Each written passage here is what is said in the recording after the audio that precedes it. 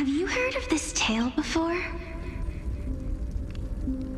A tale about the ocean god's treasured pearl, our hometown. It was a seaside town which enjoyed the ocean breeze and glorious, peaceful times, thanks to the wisdom of its ruling queen. Until one day, an evil dragon descended upon the town. Its wings were large enough to blot out the sun, while its claws were sharp enough to rip the waves apart. It barged into the tall tower and devoured the queen's beloved daughter. It even settled itself in her bedroom like a tyrant king.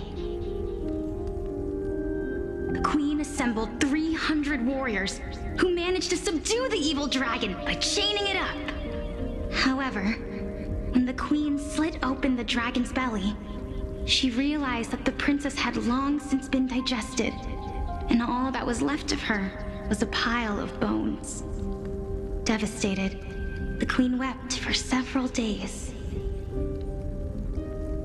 It was then that a devious, smooth-talking scholar arrived at the palace and suggested that the princess could be revived through the use of dragon bone and dragon blood.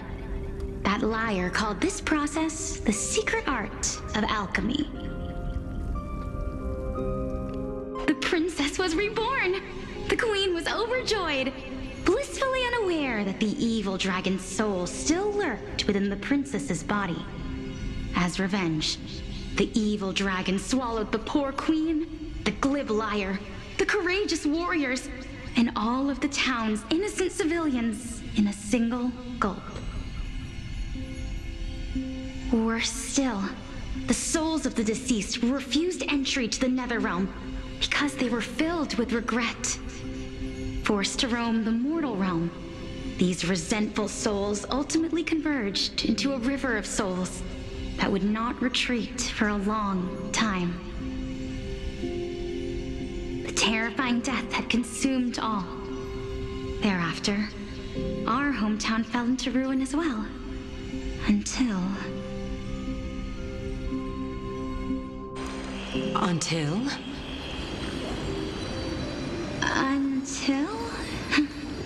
Actually, I don't know what happened next either.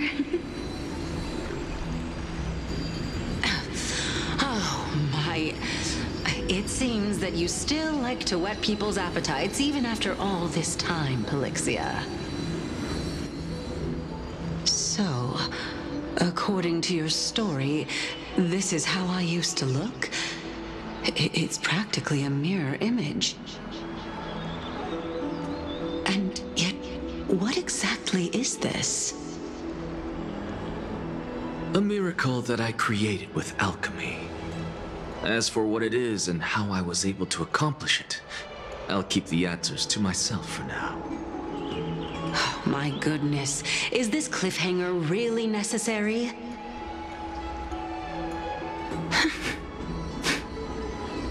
Quiet, Titan.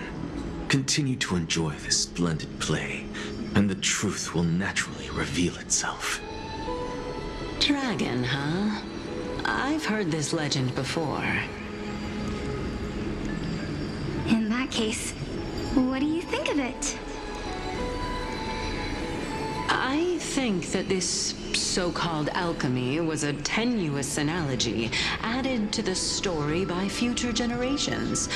After all, you've never heard of a tradition of alchemy in your hometown before, have you?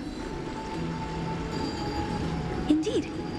Before I left home to pursue my education, I never even knew that anybody was looking into this area of study.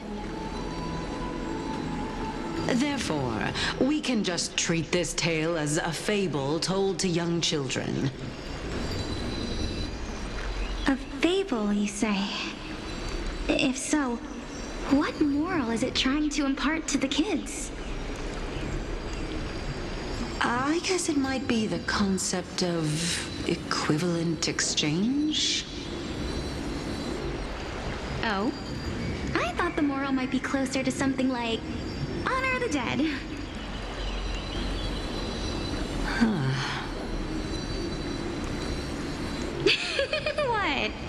loss for words?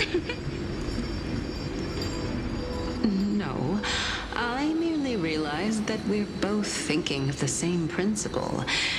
If life is priceless, then there is hardly anything else in this world that is of equal weight to it, right? Indeed. As expected of the wisest scholar in the land. You flatter me. Why don't I ask you a question as well, as a form of equivalent exchange? Of course. What is your question? If I imparted my knowledge of the art of alchemy to you, would you use it to resurrect someone you loved? What? What kind of strange question is this? I got it. You're just trying to get me to tell you whether I like anyone, right? Let's just leave it at that. That was rude of me. Yes, I would. Oh? Death is inevitable. In the days to come, I'm certain that someone whom I cherish deeply will leave me for good. If such a mighty power really existed, I think I would use it without hesitation.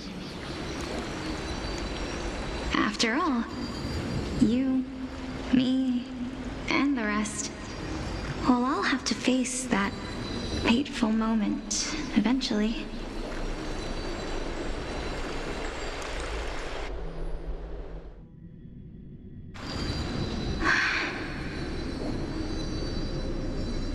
My time is finally here. However, perhaps because of my firm belief in the immeasurable value of life,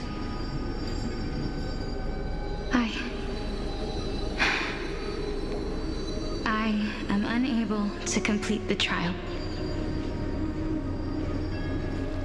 You shall wither, and through that, the dead will sprout again from the remains, and be reborn with the dead flame. It is a pity that fate is such a cruel mistress. Is there no other way of interpreting those words? I'm afraid that the meaning is clear. Between my sister and me, one must pay the price. Our trial can only be completed when the one chosen sacrifices her life.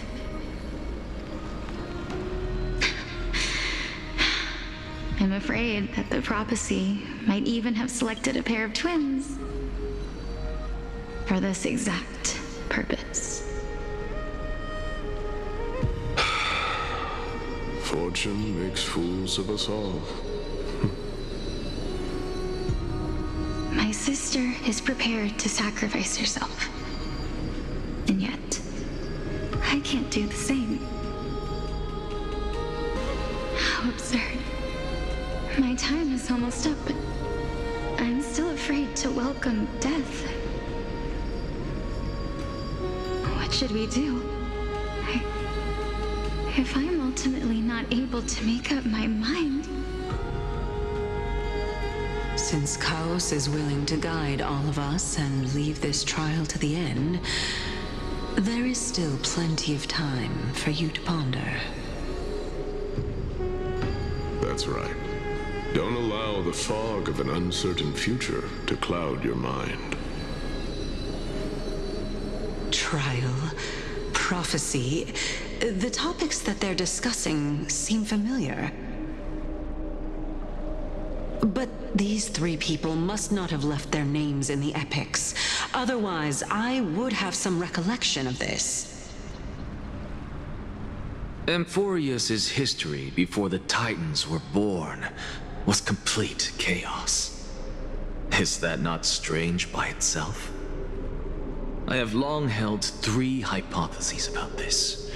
However, let's continue watching for now.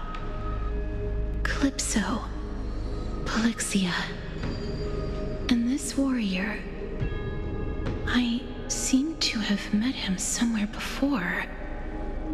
Regarding this matter, Nias, are you confident that you'll complete your trial? Of course. Though, I am worried about what will happen once I've emerged victorious.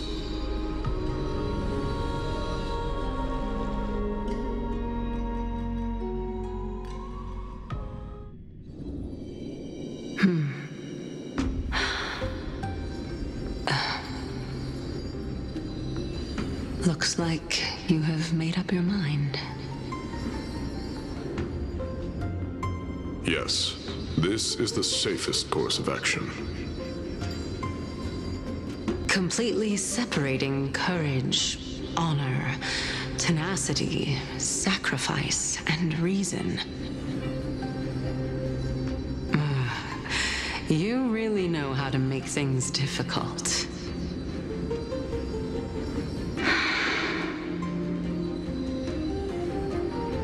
Please, young lady, witness my fall and demise. Lady Calypso, you shall host the soul-rending ceremony. I do not understand.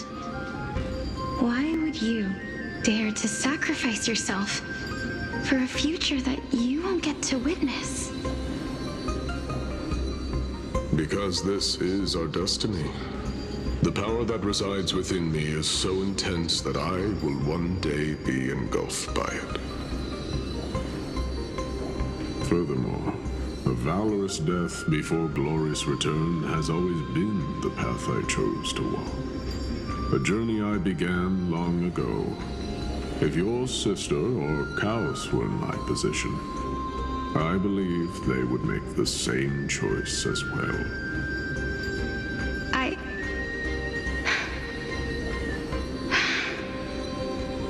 I'm not that brave. I don't know how I'm supposed to face such a serious affair.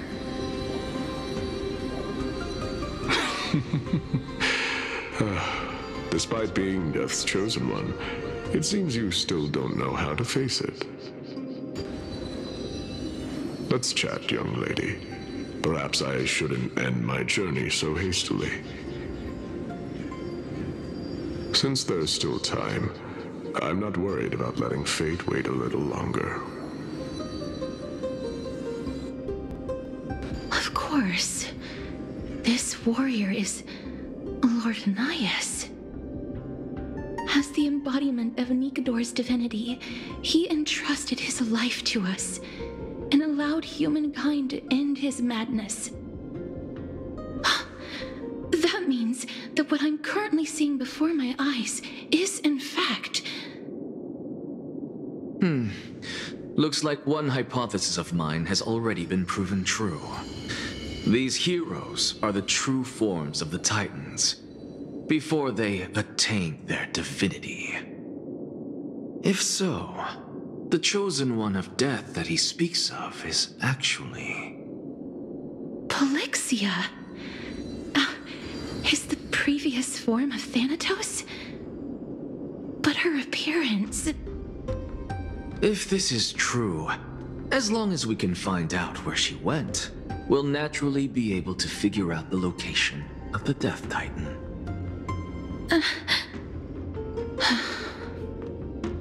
But before that, we first need to witness what ultimately happened to Lord Nias.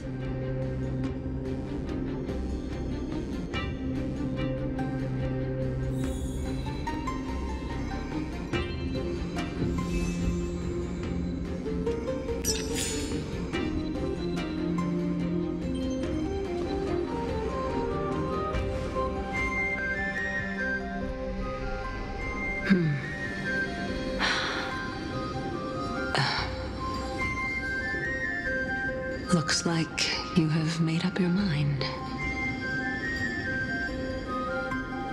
Yes, this is the safest course of action. Completely separating courage, honor, tenacity, sacrifice, and reason. You really know how to make things difficult.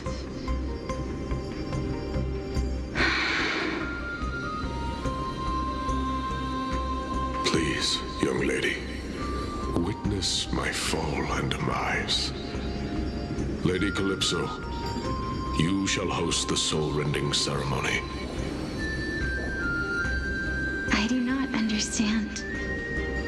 Why would you dare to sacrifice yourself for a future that you won't get to witness? Because this is our destiny. The power that resides within me is so intense that I will one day be engulfed by it. Furthermore, a valorous death before glorious return has always been the path I chose to walk. A journey I began long ago. If your sister or Chaos were in my position, I believe they would make the same choice as well.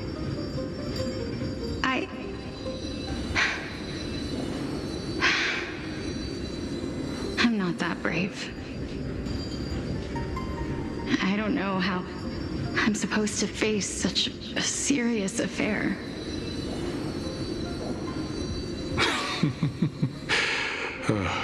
Despite being Death's chosen one, it seems you still don't know how to face it.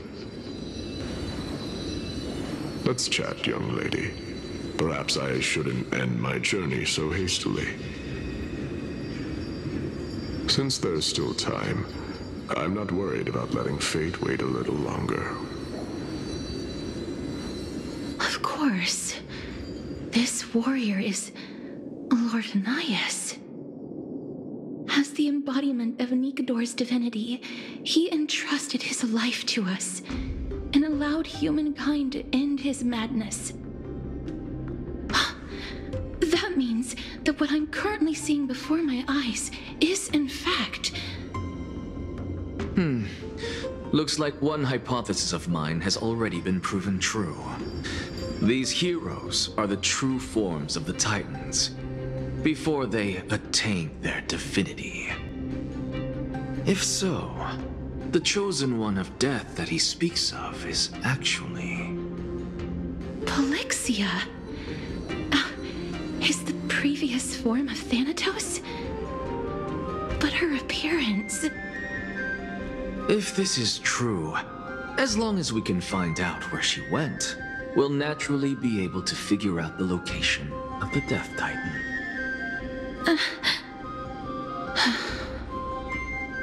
But before that, we first need to witness what ultimately happened to Lord Anias.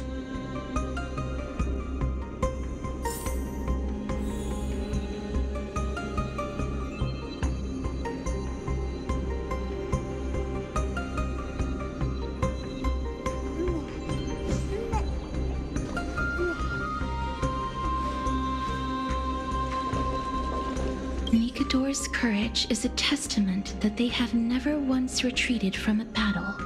I've heard that these words are still engraved in Castrum Kremnos even today.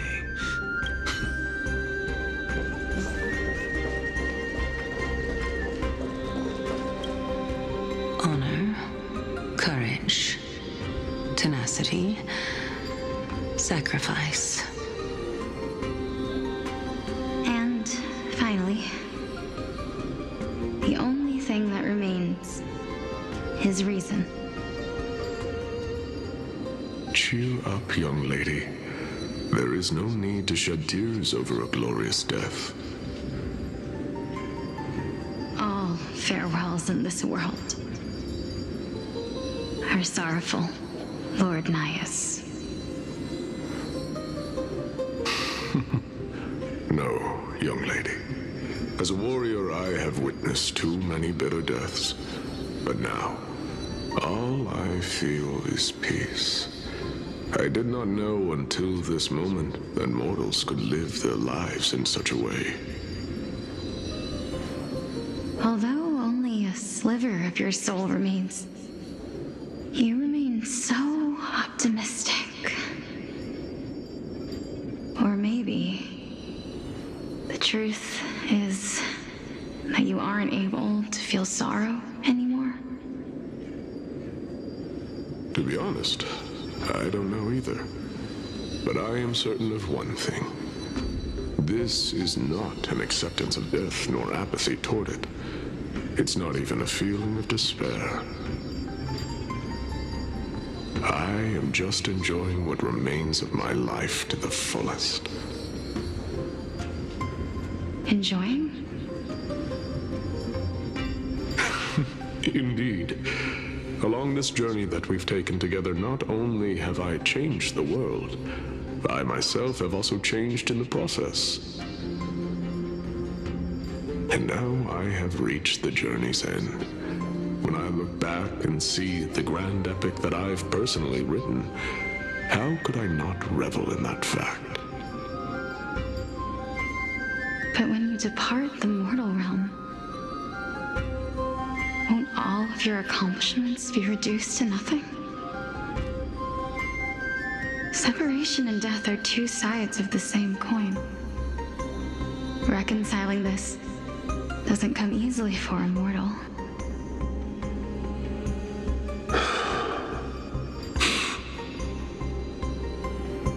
Finally, let me recount to you a story of mine, young lady. The first time I returned from the battlefield, I felt extremely hollow. The calamity had devoured everybody on the battlefield but me. When I returned to the city alone, the citizens held a banquet for me that was far from pleasant. I felt as though I was still on the battlefield, and the person who had returned was nothing but an empty shell. It was late into the night by the time the banquet ended. My head still reeling, I returned alone to the barracks. On the way back, I encountered someone. It was a crazed scholar looking at the night sky and muttering to himself by the side of the road. Although I tripped over him and fell, I wasn't angry in the slightest. And maybe because I saw myself in him, I inexplicably asked him a question. Do you think that it'd be better if we just died on the roadside like a couple of stray dogs? To my surprise, he shrugged his shoulders and sighed. How does someone who is currently experiencing death, dying and living, afford the same amount of bliss? Now please go away and don't block my starlight. Are you trying to say that there is no difference between living and dying? For they are both journeys that lead toward death? That's exactly what life is, and death is, but a scale to measure how valuable the journey was. Journeys and epics are only glorious and magnificent because all things eventually fade to dust. Therefore, young lady, don't detest your fate. Instead, willingly and respectfully embrace it. The embodiment of strife telling me about the majesty of the world. Indeed. I believe that when the fated moment eventually arrives, you will be able to understand my words. It is time for me to knock on death's door. I will set up a long table at the end of the road and humbly await your arrival. When that moment finally comes, let us drink and be merry then.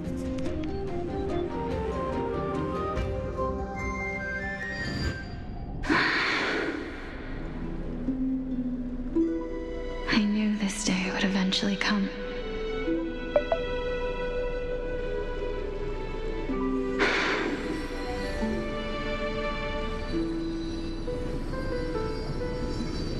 Our the both of you ready?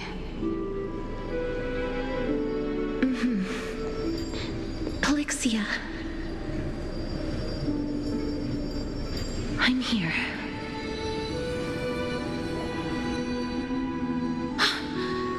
What? This...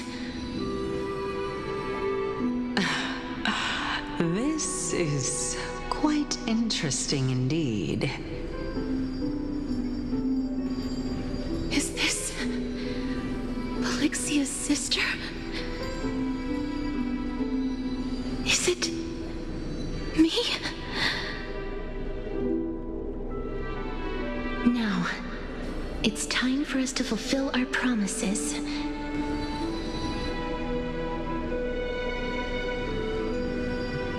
Are you afraid?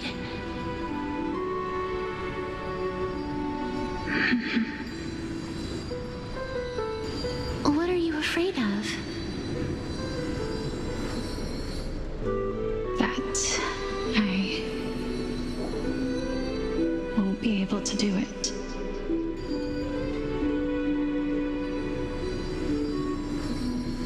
You shall wither, and through that, the dead will sprout again from the remains, and be reborn with the dead flame. As foretold in the prophecy, and according to our vows, once it all ends, we must face our fated moment head-on. Even if it was prophesied, do we have no say in the matter? It's so unfair. Why are we the only ones who are forced into mutual destruction? Let me do it, sister.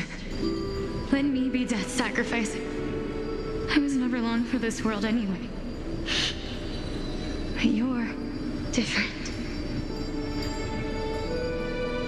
I was the one who wasted your life after all.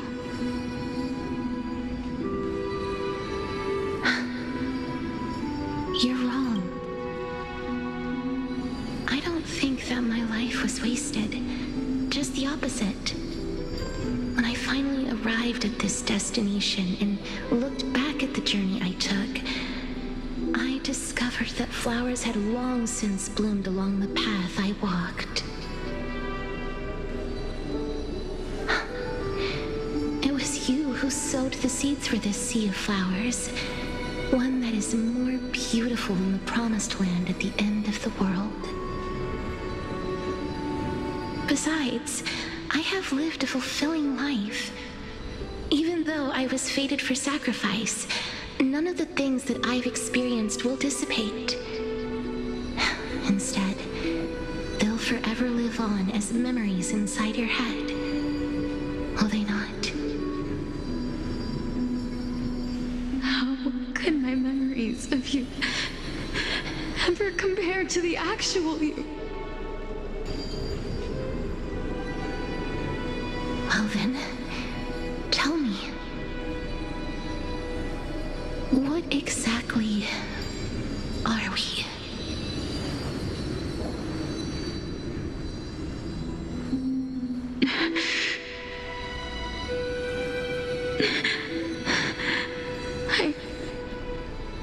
I don't know. I don't know either. But regardless of what the answer is, regardless of how we're shaped by others, or even by this world, ever since we were born, the fact that we existed was predestined, and nothing could erase it.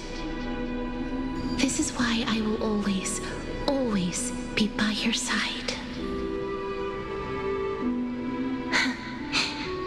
We're twins, after all.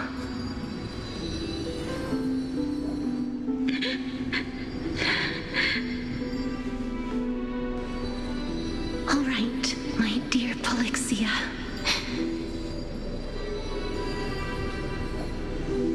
It's time to extract my heart and light the flame of death. After that, use it it to plant the first bud in the prophesied new world.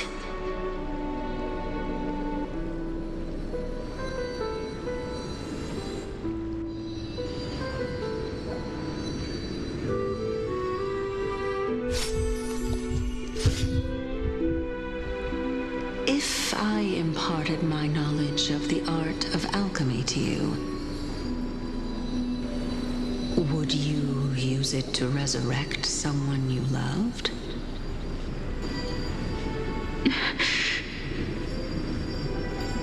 Death is inevitable. In the days to come, I am certain that someone whom I cherish deeply will leave me for good. If such a mighty power really existed, I think I would use it without hesitation. Even now, my answer remains the same. This is why, sister, I promise you, in the prophesied new world, I shall plant the first bud on your behalf.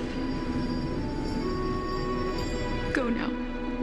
Return to the ocean god's treasured pearl, our hometown. I shall open wide the entrance to the Netherrealm and grant you a second life. The living beings on this earth shall respond to my call and lead you to the sacred daylight. Remember, do not look back on the land of the dead, and do not stop moving.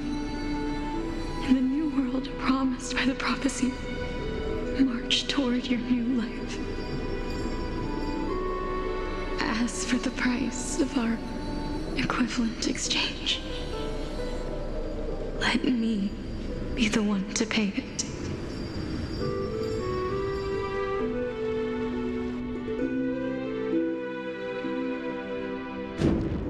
Everybody, we've come to the end. Unfortunately, I am not compatible with the Supreme Being, so I was unable to completely fuse their soul into my own body. However, being able to glean all this from them is exciting enough. I'm certain of this now. Before the Titans that we are well acquainted with were born, a group of heroes roamed the land. These heroes followed a prophecy and took possession of divine authorities one by one, until they eventually became the pantheon of the new world. Just like the flame chase journey of today, Amphorius's history is cyclical in nature. What a startling revelation. This means that the demigods, who bear the core flames, will also become the new Titans at the world's end, thereby shaping a new world? I believe that this is the truth behind the Era Nova, as mentioned in the prophecy. This is utterly unbelievable. Besides, those twins in the past, even if they really are Thanatos, their whereabouts are still unknown even today.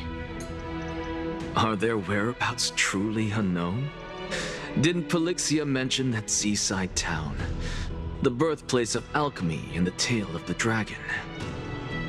In our world, there exists a city which perfectly matches that description.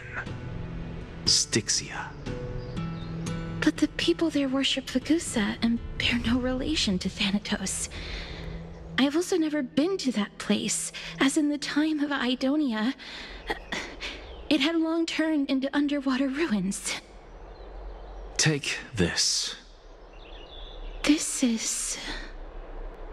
the Nusporist masterpiece, the Philosopher's Stone. It was made by transmuting all of the sages' wisdom into a single entity, with their flesh and blood as its foundation.